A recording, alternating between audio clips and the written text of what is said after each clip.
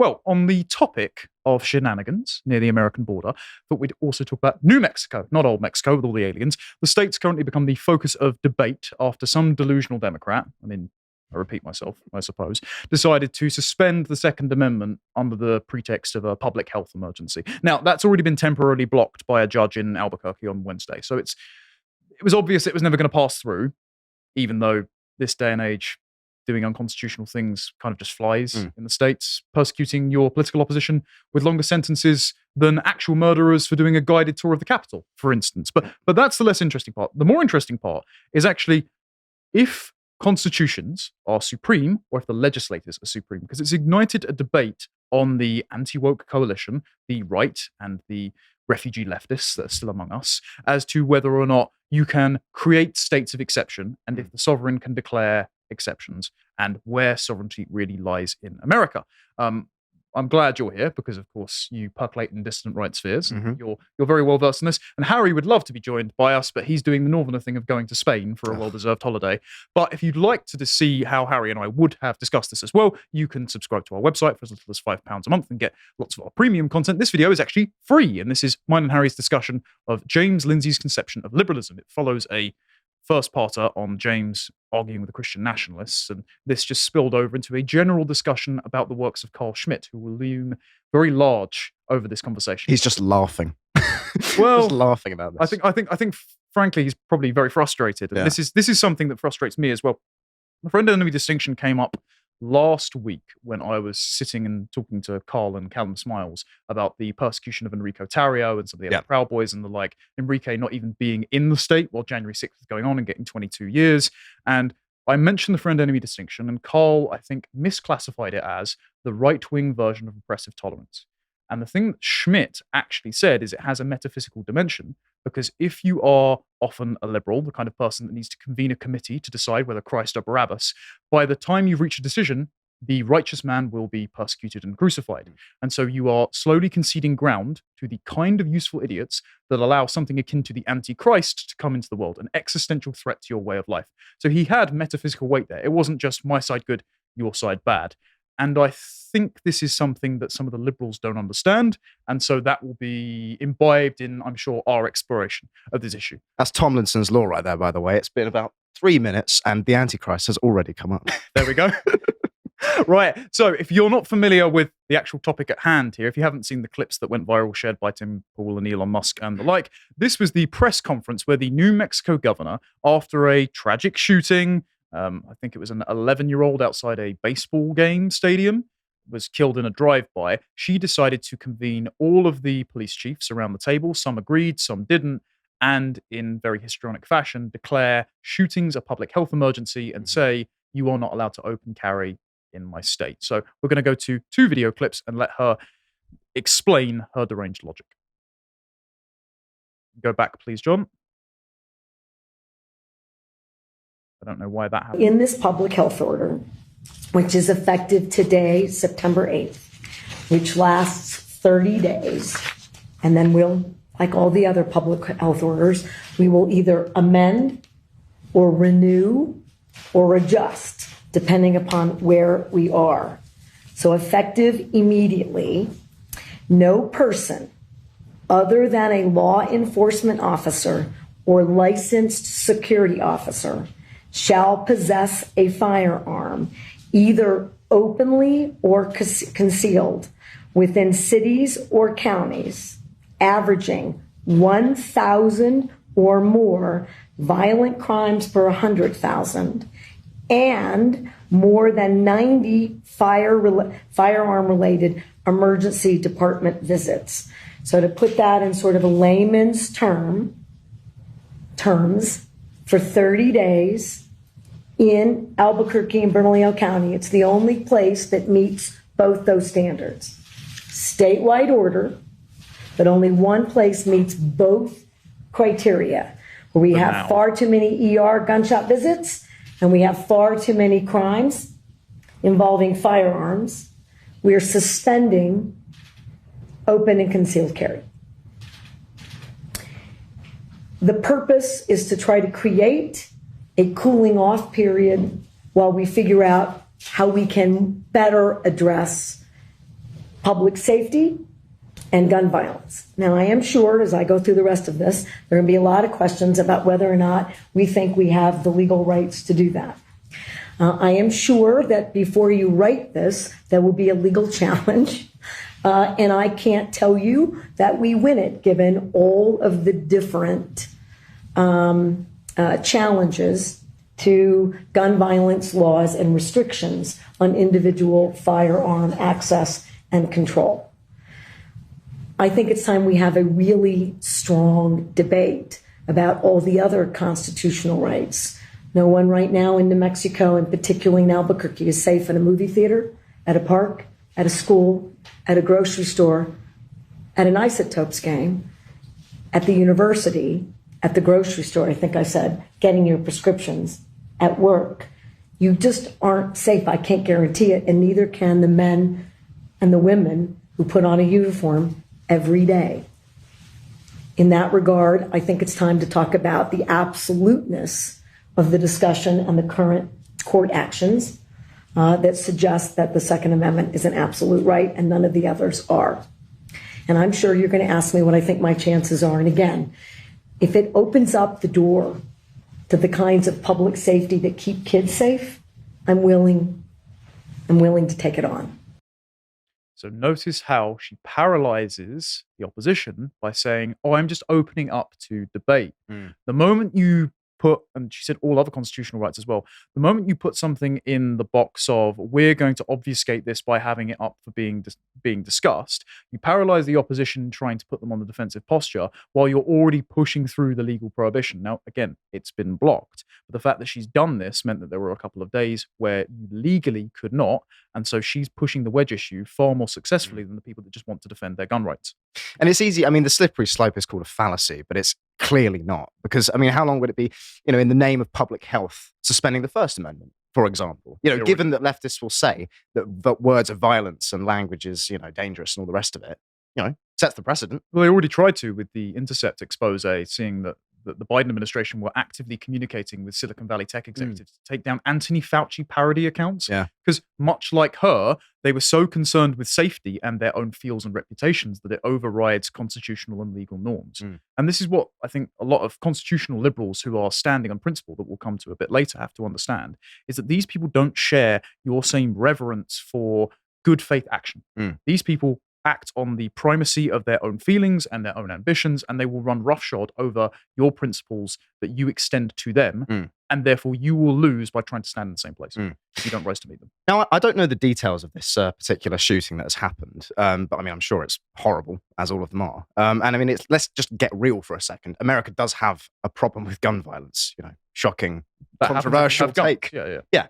But I think I tend to be with, I think it was actually Carl that made this case a while ago, that it's more of a symptom of kind of civilizational decay. It's a sort of well-worn line, but it's not the gun's fault. It's the fact that America is clearly a mentally ill society. The people in that nation we're watching it collapse essentially in real time. Because the people there, the liberal democratic order beneath which they live is making them weird. It's, the kind of propositional nation that they have there.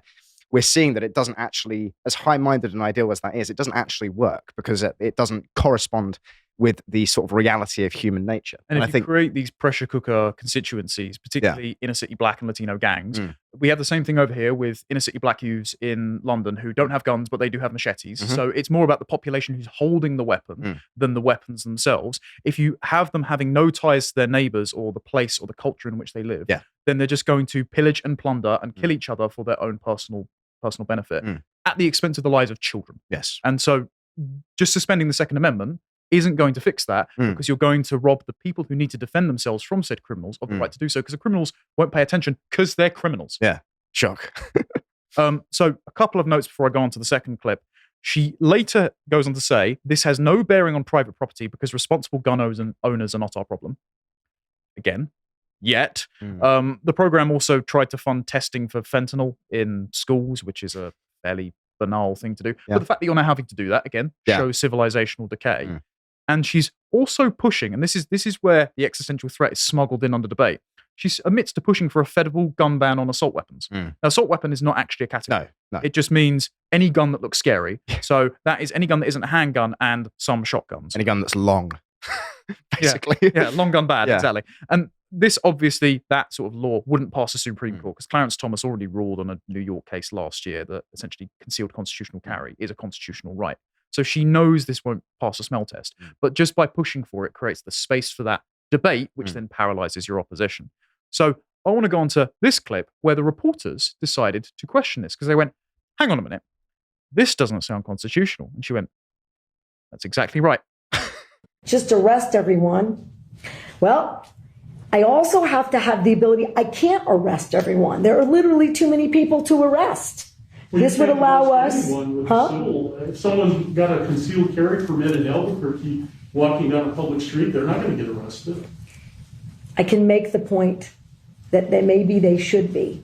And this is the point. I'm willing to do anything and everything within a shred of evidence-based effort.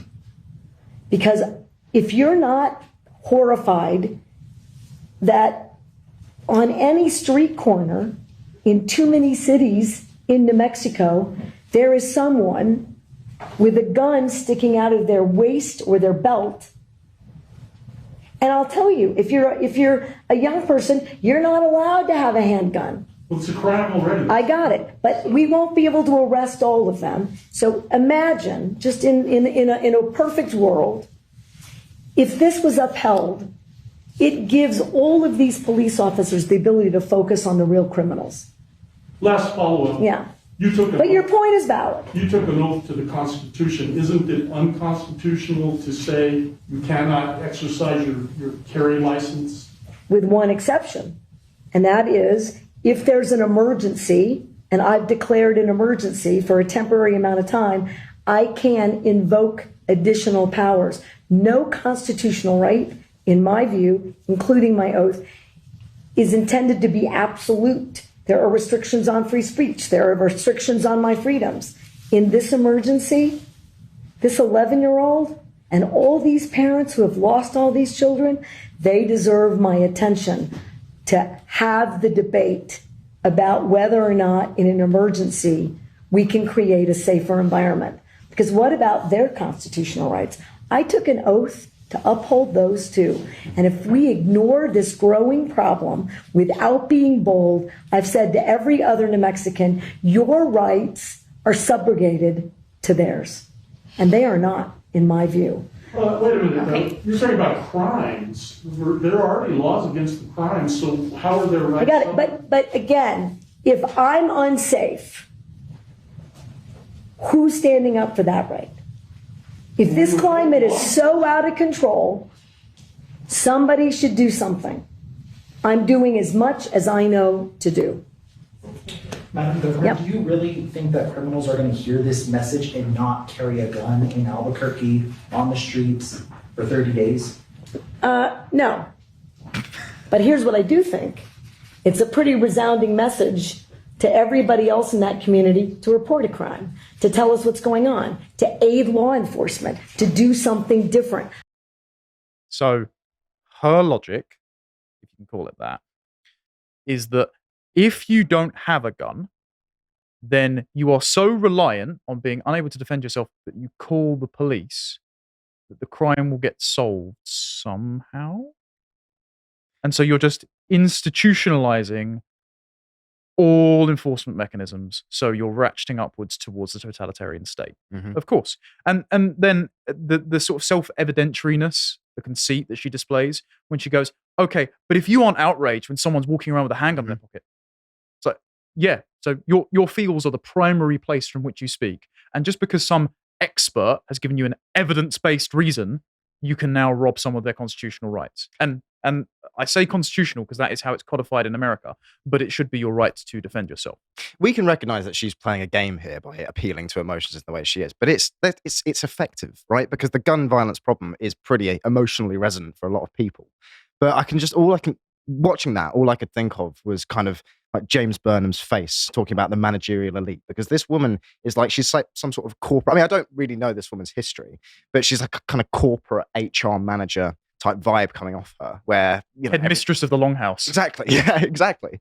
But again, I think it just shows you, I mean, again, back to Schmidt, it shows you that it's actually the individuals that are occupying the positions of influence and authority that actually make the call in the final analysis. It doesn't matter, the piece of paper is great, but it doesn't actually mean anything if you have people like this interpreting it. Yeah, and this is why America is being torn apart. It's because if you debase the ethical presuppositions, the things that made the founding fathers say we hold these truths to be self-evident, well, it's only self-evident if you believe in the founding ethos of the country. If you take that out from under the laws, then all that you have is successive generations of people who don't necessarily believe in the country, expected to uphold laws that are not for their benefit and not according to their beliefs. And so what they do is they either circumvent or just get rid of the laws over time if they don't think they're legitimate. And that's how you get a group of men surrounding her, some of whom are Democrats, some of whom she even admits don't agree with this, capitulating to an unconstitutional tyrannical order because they've been emotionally henpecked into compliance. And this is the thing as well. I don't think she's even smart enough to understand the Schmittian principle. I think when she's saying, we're going to have the debate, well, then she's admitting there that to create the space for the debate, that's actually just code for we're going to rob you of your rights. But I don't think she's smart. I think she's actually operating purely off those emotions. I don't think this is even a semantic game she's playing. I think she's just hysterical. But it's an effective political tool to use to whip people up into hysteria to not realize what they're being robbed of while they sit around and have the conversation. While they convene the committee as Christ is crucified, for example. Yes, indeed. This is not a wise woman. I mean, that's really not the vibe I get off her. And that's the thing. This is something that's certainly not considered in countries like America, where they are just this kind of pure liberal democracy. The idea of wise leaders, it's such an alien concept in modern America, and I think just in the West in general. A wise leader would have the foresight to recognize the precedent, what she's actually doing by setting this precedent. But again, this is a mid-wit HR manager we're talking about here. So. Yeah, many such cases. Yeah. So just for some further details on this, so she sent a letter to U.S. Attorney General Merrick Garland. This was Thursday, the 7th of September. Asking for federal law enforcement to be deployed since June 2022 to combat gun violence. So she's trying to also introduce martial law in the states. But at the same time, she's trying to rob you, Americans, of your ability to defend yourselves. She wants agents of the state on street corners from the same Justice Department that said radical Catholics are domestic terrorists. So that's great. And the shooting in question, the details, I was right from memory. 11-year-old was killed and a woman critically injured on the 6th of September after an alleged road rage altercation outside a baseball game. So again, American civil society is just tearing itself apart, but you're not going to address that by robbing law-abiding people of their guns. And we obviously couldn't ask who's committing said crimes, could we? Because that would be malinformation. We also couldn't ask it because New Mexico have stopped collecting ethnic data for the Criminal Justice Department. That always goes really well. Yep. The ONS are doing that here as well. You can't notice patterns, ladies and gentlemen. There are no state rules or laws that require law enforcement agencies to track the race or ethnicity of the people that their officers contact, stop in vehicles, or arrest, according to two top officials at the New Mexico Sentencing Commission. And of New Mexico's 33 county jails, they do not record the race or ethnicity of inmates. Booking officers choose which race to enter on an intake slip, not the inmates themselves. The only mention in state law of gathering race or ethnicity information for people in prisons is from 1955 and places the onus on doctors to examine new inmates and record their private register or their nationality or race. So it's not like you can even target the interventions to specific communities that maybe don't think Black Lives Matter and try and solve the problem there. No, instead, we're just going to rob all law-abiding gun owners of their ability for self-defense. And you could just be, thinking maybe she just misread. I just thought I'd pull up the Second Amendment. For those who aren't versed in the constitutional tradition, a well-regulated militia being necessary for the security of a free state, the right of the people to keep and bear arms shall not be infringed. Might have missed off that last bit, but again, I don't think she realised. So getting to the sort of enforcement of this and the actual debate on the anti-woke right, what ended up happening was, and this does show that sometimes culture is more important than politics, and it does show that actually how people enforce the laws are more important than the law themselves. There was a large open carry protest in Albuquerque in the public square, and none of the police showed up to arrest anyone. So not only was the law blocked by a judge eventually, but before that even happened, people showed up, defied the law, and the police themselves who didn't agree with it decided not to prosecute the people. So good local policing, or lack thereof, by the Albuquerque Police Department. So there are Republicans obviously calling for her removal. They're trying to get her impeached. That's two Republican members of the State House of Representatives. This is Stefani Lord and John Block, and they're calling for the governor to be removed. And I doubt it will go through. Never really does. Just keep voting, guys, I guess. Hope they don't fortify the next one. But the most important thing of this was the online response. That was the most interesting. So End Wokeness here has 2 screenshots from David Hogg, did March for Our Lives after the Parkland school shooting, I believe, in Florida. And he's just a rabid anti-gun activist, always been a child. In response to this, he said, I support gun safety, that there's no such thing as a state public health emergency exception to the US Constitution. COVID. Sorry, I must have caught it. Yeah. Don't know what happened there. And then Ted Lieu, this is the guy who accused Candace Owens of being a Nazi. So that shows exactly where his brain's at.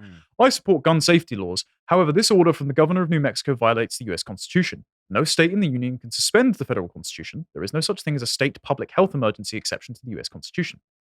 Now, you might be forgiven for thinking suddenly they'd abandon talking points for principles. But I think this is just an optical play because they realize that she's overextended here ahead of time where they want to revoke ability to use a Second Amendment. Yeah. And they realize it's not strategically viable, but they still agree with what she's trying to do. Absolutely. In principle, these people absolutely support what she's doing. But I think they just understand the game. They understand that the optics of this are terrible. It looks tyrannical. And you read, as you just did, the actual Second Amendment itself shall not be infringed. Oh, I'm going to infringe it. Yeah. That'll work out well. Yeah. It's like, come on. Just incrementally rather than all at once. Yeah. That's their ploy. And so this hammers home the points to the people that say the Constitution itself is absolute, not to the same people that you're trying to argue with. You're not playing by the same game. So you're disadvantaged by sticking to the rules and being reciprocal to people that would like to flip over the entire board. What you need is basically to enforce the rules within the people that actually value the rules, and everyone else. Well, these kind of people go, well, you shouldn't have free speech. Okay, then you shouldn't have the First Amendment either if you don't want that, frankly. And this is something that Michael Knowles observed. And Michael Knowles kicked a real hornet's nest on our side when he said, unpopular opinion, civil leaders do in fact have emergency authority to suspend temporarily many legal rights. Not saying I agree with the governor's decision in this particular instance, but in principle she has a point. And she even has some credibility on the issue since New Mexico is relatively tough on crime. So Michael Knowles is not saying she is right to have done this. He's not saying even necessarily that she should be doing this or that the government should have an ability to do this. As Callum Smiles points out just underneath, if governments are allowed to break laws in an emergency, they'll create emergency to break laws, as we saw with COVID. Yeah. But he is observing the fact that this does happen and routinely happens. And by sticking to the parameters of the Constitution, you are incapable of arguing with someone who's operating outside that paradigm. You're just going to cede ground, lose slowly. And this is part of the distinction that some people forget in their commentary surrounding this particular thing. Laws should be moral, but not all laws are moral. And sometimes you do need to disobey laws in order to be moral. Yes. And that's also the principle that he's making there. It's not that she's moral, but that you can step outside the boundaries of the law in order to revivify and return to the spirit of the law in the first place. And to be honest, I am quite partial to this line of argument. Again, I don't support the New Mexico governor doing this, but if I think it's important, especially on our side, being essentially the dissident side of politics, we have to understand how power actually functions. Because something like the Constitution, it is just a bit of paper at the end of the day that needs to be interpreted by somebody. And if the person interpreting it, as in this case, is an idiot, then you're going to have bad outcomes. But if they are a wise person, one of our guys, then you'll have good outcomes. And I think that if you did have a wise leader, a genuine great man, and he deemed it necessary to suspend certain, as Michael Knowles here says, temporarily many legal rights due to what he has judged to be an emergency, I don't think that's everywhere and always a bad thing. Because if you had a wise leader, he might be right? Yeah. Especially if you have compounded various laws atop the Constitution that are not within the spirit in keeping with the Constitution, as has already happened with America. If you've got a replacement president, then the current breaches, soiling, dementia-addled old circus monkey at the moment, like a President Trump that would come in and be a Caesarian figure. And if he suspended certain elements of constitutional protections against his enemies and returned America to the spirit of the Constitution, people would not be people would probably complain and kick up a stink during the process. But when the ends are instituted, America would be in a much healthier and better place. Oh, yes. And so Michael Knowles is not advocating for what the governor has done. He is just observing that this is a fact. The other side do it routinely. And sometimes we may need to engage in this kind of line of argumentation in order to preserve the spirit of the country. But then we're just as bad as them. Yeah, we're not actually. We're not defective weird. Okay, lose then. Yeah. And this is part of the problem. Again, it's we've got to have the debate. Meanwhile, we're getting crucified. Yeah. Not very helpful. This is something that also Oren McIntyre pointed out. He just decided to do a long thread on the state of exception. We've gone over some of that sort of stuff in our discussion. I recommend going and reading it. Yeah. Also, Giorgio Agamben's book, State of Exception, where he compares Abraham Lincoln's suspension of habeas corpus and the First Amendment and the free press during the Civil War to the George Bush suspension of such rights in Guantanamo Bay. And it is an eye-opening thing because pretty much everyone on our side is against the cringe neocon Patriot Act, make the world safe for democracy stuff. But there are lots of people still in our camp who would regard Abraham Lincoln as some kind of hero. I mean, if you walk around all the monuments and museums in Washington, as I did in July, they refer to the Civil War as their second founding. And so they are happy with Abraham Lincoln's actions in a wartime emergency to get that specific outcome. So they're not even consistent in their own narrative here. No. It's just about historical literacy. I'm not trying to chew everyone out, but put it in perspective, ladies and gentlemen. And also, Oron just points out, our enemies do this all the time. A lot of people are more angry at Oron for pointing out that their rights are easily and routinely violated than they are at the government that easily and routinely violates them. In order to understand power, you actually have to read these texts and understand that they're going to do this no matter what principles you cling to, because you just don't share the same set of moral precepts and respect for the law as these people. Yeah. Like you don't recognize them for what they actually are, these people, which is wolves. Yeah, exactly. Yes. And so I just thought I'd finish on a meme by our friend Skeptical Waves. He responded to this meme here, which is the "we're just as bad as them" meme. I weaponize the federal government. My enemy gets in power, but everything's worse. My enemy weaponizes the federal government. I get in power, but now everything's worse. So yes. Strong argument against democracy. Yeah, we cannot do anything. It's just perpetually losing slowly, and you just have to accept the fact that even if you try, you will be kicked down. Instead, Skeptical Waves does this. I refuse to exercise power out of principle. My enemy gets in power, but now everything's worse. My enemy weaponizes the federal government. I get in power, but now everything's worse. That's exactly what happened with President Trump. Yeah. He put too much faith in boomer institutions and got crushed for it. So what we need to do, just to conclude, is wise up to the fact that we aren't playing the same game as these people. Don't extend to them the same consideration that you would to your friends who share the same affirmative vision of a country you would like to live in. Do not allow your enemies room to enter existential threats under cover of night into your country by having the debate. Don't argue with these people. Don't abide by their laws. And don't try and stick to a document and argue within the paradigm of terms that they won't accept. Makes people uncomfortable, but it's true. If you appreciated that segment from the podcast of the Lotus Eaters, you can go to lotuseaters.com to get access to all the premium contents on the site, such as Lads Hour, this one on the anti-SJW question. If you'd like to find out what else is being put out, you can follow on Getter at lotuseaters_com on Getter. Thank you and goodbye.